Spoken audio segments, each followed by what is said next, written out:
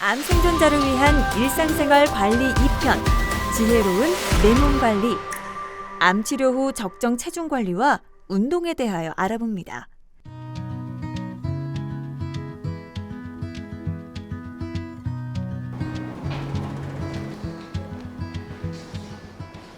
엄마, 의사 선생님이 내일 퇴원하라고 하시네.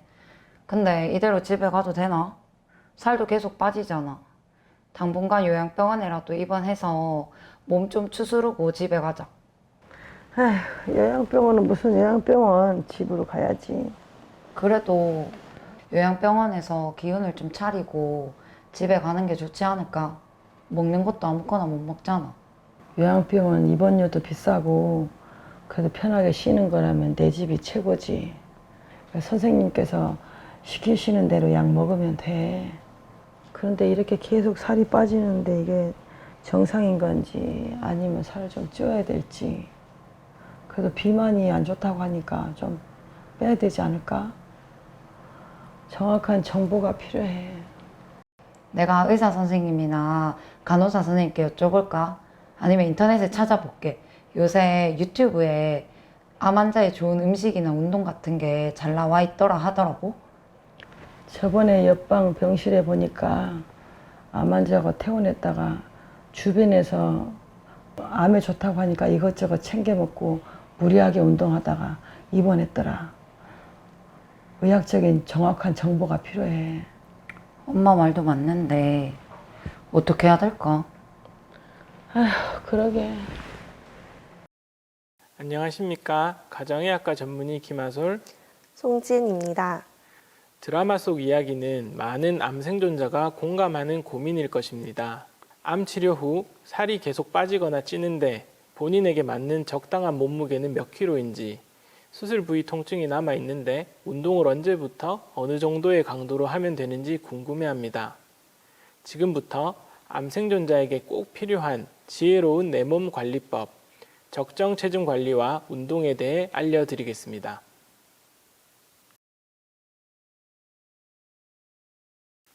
교수님, 암 생존자에게 적정 체중은 어떤 의미이며 건강에 얼마나 영향을 미치나요? 지혜로운 암 생존자의 내 몸 관리를 위해 꼭 필요한 것이 자신의 몸에 맞는 적정 체중 관리입니다. 먼저 적정 체중에 대해 알아보겠습니다. 자신의 체중을 키 제곱으로 나누어 계산한 값, 즉 본인의 체질량 지수 BMI가 18.5에서 25 범위 내에 있는 것을 말합니다. 자신의 체질량 지수가 어느 정도인지 계산해보고 어디에 해당이 되는지 확인하시기 바랍니다. 암 생존자는 암 치료의 영향으로 일시적이거나 장기적인 체중 감소가 발생할 수 있습니다. 일시적인 체중 감소는 영양과 건강 상태가 개선되면서 점차 회복이 되지만 위암, 대장암과 같이 신체적인 변화로 인해 상당 기간 체중 감소가 예상되는 경우에는 보다 적극적인 체중 관리를 요합니다. 반대로 유방암과 같이 장기적인 호르몬 치료나 암 치료 후 신체 대사 변화, 신체 활동 감소 등이 발생하는 경우 암 생존자는 과체중을 경험하기도 합니다. 이렇듯 저체중이나 과체중은 2차 암의 발생, 체력 저하, 피로감 등 암 생존자의 신체적, 정신적 건강에 악영향을 주어 삶의 질을 저하시킵니다. 교수님 말씀을 들어보니 암 생존자라면 더욱 적정 체중 관리가 중요하다는 생각이 듭니다. 그렇다면 적정 체중을 위해 어떤 관리를 해야 할지 알아봐야겠습니다. 암 수술 후 체중이 점점 감소한다면 환자 입장에서는 걱정이 되고 신경이 쓰일 수밖에 없을 텐데요. 교수님, 왜 체중이 줄어들게 되나요?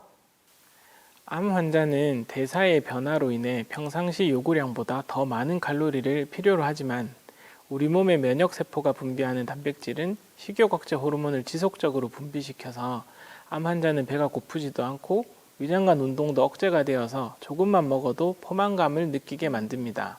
이처럼 필요 칼로리는 많지만 섭취하는 칼로리가 적게 되면 암 생존자는 점점 체중이 감소하게 됩니다. 네, 암 환자는 평상시보다 더 많은 칼로리가 필요하다는 것을 신경 써야겠습니다. 교수님, 저체중이 암 환자에게는 어떤 영향을 주게 되는지 설명 부탁드립니다. 암 생존자의 저체중으로 치료 효과 감소나 합병증이 발생될 수 있으며 피로와 쇠약감으로 삶의 질을 저하시킵니다. 또 우리나라 보험공단 빅데이터를 이용해서 암 생존자의 건강을 추적해서 연구한 결과에 따르면 정상 체질량 지수가 18.5 미만인 저체중의 경우 정상 체중에 비해 심혈관 질환 발생이 1.97배, 즉 약 2배 가까이 높았습니다. 특히 폐 위암 환자에서는 위험도가 더 높게 나타났습니다. 저체중의 암 생존자도 심혈관 질환의 위험에 쉽게 노출이 될 수 있으니 각별한 주의가 필요합니다. 이러한 저체중 암 생존자의 체중 관리를 위해 가장 중요한 것은 소모하는 열량보다 섭취하는 열량이 많아야 한다입니다. 체중이 점점 감소하는 환자분들은 소모하는 열량보다 섭취하는 열량이 많아야 한다는 것을 꼭 기억하셨으면 좋겠습니다. 암 생존자라면 누구나 궁금해하고 고민하는 내용이 아닐까 하는데요. 어떤 음식을 어떻게 얼마의 간격으로 먹어야 하는지도 좀 부탁드립니다. 저체중 암 생존자의 체중 증가를 위한 식사 지침은 다음과 같습니다. 체중 증가를 위한 식사 지침 첫 번째, 고형식, 반고형식, 유동식, 액체류 등 자신이 섭취 가능한 상태의 적절한 음식을 하루에 6번에서 8번 정도 나누어 조금씩 자주 섭취합니다. 배고플 때까지 기다리지 마시고 시간을 정해두고 먹는 것이 좋습니다. 또 가까운 곳에 항상 음식을 비치해 두고 수시로 칼로리를 보충합니다. 그럼에도 불구하고 필요 영양분을 충분히 섭취할 수 없는 경우에는 영양을 농축시킨 영양 밀도가 높은 음식을 보충하도록 합니다. 체중 증가를 위한 식사 지침 두 번째, 고단백질과 고칼로리 음식을 섭취합니다. 끼니 때마다 2-3가지의 채소 반찬과 1가지의 단백질 반찬을 기본 구성으로 하여야 합니다. 또한 칼로리가 높은 식물성 오일류나 견과류, 과일 등의 음식을 활용하면 소량을 먹더라도 칼로리를 높일 수 있습니다. 체중 증가를 위한 식사 지침 세 번째, 가능하면 아침은 꼭 먹도록 하고 식사 시간을 정하여 일정한 간격을 유지합니다. 하루의 시작인 아침 식사가 불규칙하면 다음 끼니에 영향을 주게 되고 불규칙, 불균형한 식단이 되기 쉽습니다. 아침 식사가 반드시 한식이 아니어도 괜찮습니다. 내가 챙겨 먹을 수 있는 균형 있는 음식으로 일정한 시간 간격을 유지해야 소화 대사가 규칙적으로 이루어지고 식욕을 유지할 수 있습니다. 체중 증가를 위한 식사 지침 네 번째, 식사를 할 때 혼자 먹거나 TV를 보면서 먹기보다는 가족이나 친구들과 함께 식사에 대한 대화도 하면서 식사 시간 자체를 즐겨보시기 바랍니다. 그 시간이 즐거워야 식사가 맛있고 다음에도 이어지게 될 테니까요. 체중 증가를 위한 식사 지침 다섯 번째, 규칙적으로 운동을 합니다. 지나친 운동은 삼가되 적당한 신체 활동은 스트레스 감소와 식욕을 자극하여 근력을 향상시키고 제지방 체중 증가를 돕습니다. 체중 증가를 위한 식사 지침 여섯 번째, 냄새에 민감하여 음식 섭취가 힘든 경우는 냄새가 덜한 차가운 음식을 선택하여 먹습니다. 예를 들어 고기 냄새에 민감한 경우에 냉채 수육같이 차고 새콤한 양념이 가미된 음식을 활용할 수 있고, 반찬 냄새에 민감한 경우에는 국수와 같이 한 그릇 음식을 활용할 수 있습니다. 본인의 상황에 맞게 여러 가지 음식을 활용해보고 가장 잘 먹을 수 있는 음식을 찾아보는 노력이 필요합니다. 지금까지 저체중 암 생존자의 체중 관리 방법을 알아보았습니다. 그렇다면 계속 살이 찌는 과체중과 비만은 암 생존자에게 어떤 영향을 미치며 어떤 관리가 필요할까요? 원발암의 재발, 암 생존자의 2차 암 발생 및 심혈관계 질환 위험을 높이고 림프 부종 위험을 높이는 등 암의 예후에 나쁜 영향을 주는 과체중을 가진 암 생존자는 추가적인 체중 증가 예방을 기본 목표로 일상생활을 관리해야 합니다. 과체중 암 생존자는 현재의 건강 상태를 고려한 목표 체중을 정하고 일주일에 1kg 이내로 체중을 감량합니다. 현재 체중과 원하는 체중이 10% 이상 차이가 날 때는 체중 감량 목표를 여러 단계에 나누어 설정하고 식사요법, 운동요법, 행동요법을 병행합니다. 과체중이신 분들은 무엇보다 추가적인 체중 증가 예방, 이것을 기본적인 목표로 일상생활을 이어나가셔야겠습니다. 그러면 구체적인 체중 감량의 지침을 좀 부탁드리겠습니다. 체중 감량을 위한 첫 번째, 식사요법은 섭취 열량을 제한하고 섭취 영양소 종류를 개선해야 합니다.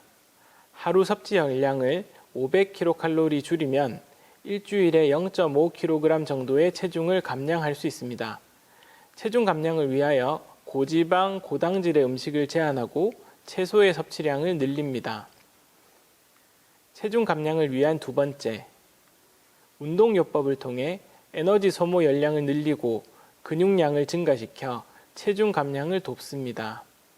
운동은 건강 상태에 따라서 서서히 증가시켜서 주 3회 이상 실시하고 운동 시간은 최소한 30분 이상으로 중강도 운동을 실시합니다.